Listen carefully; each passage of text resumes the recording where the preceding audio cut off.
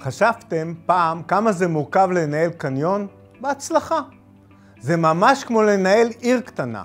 מנהל קניון צריך להבין בחוזים, שכירות, שיווק, ניהול מחסנים, חניונים, ניהול משא ומתן ועוד.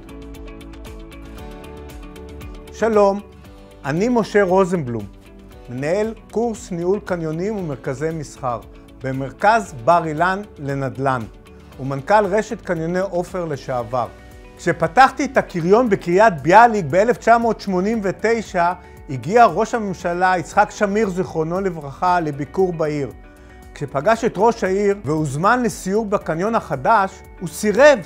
בטענה שהקריון הוקם על מפעל עטה ובעקבות סגירתו פוטרו 200 עובדים. שאלתי אותו כמה עובדים הוא חושב שיש בקריון נכון לאותו רגע. הוא כמובן לא ידע.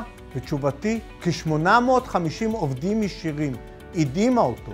ומיד ענה, זאת אכן סיבה לבקר בקריון. בקורס ניהול קניונים ומרכזי מסחר במרכז בר אילן לנדל"ן, צוות מרצים בכיר ומנוסה ואני נלמד אתכם כל מה שצריך לדעת על ניהול קניון ומרכזי מסחר. החל מקמעונאות, דרך חוזים, זכויות בנייה, ניהול קניונים בתקופת משבר, תכנון קניון ומרכזים מסחריים, שיווק, פרסום ועוד נושאים רבים אותם פגשתי במהלך 30 שנות הניהול. הקורס שלנו הוא חלק ממרכז לימודים חדשני שהוקם על מנת לתת מענה לצורך הגובר בהתפתחות ורכישת ידע בתחום הנדל"ן.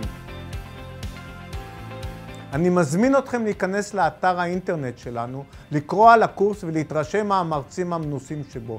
לכולם עשרות שנות ניסיון בפועל בניהול קניונים, ניהול רשתות מסחר והבנה בהתפתחות התחום הקמעונאות בישראל. אני וטובי המרצים בתחום מחכים לכם. יירשמו עכשיו לקורס הקרוב.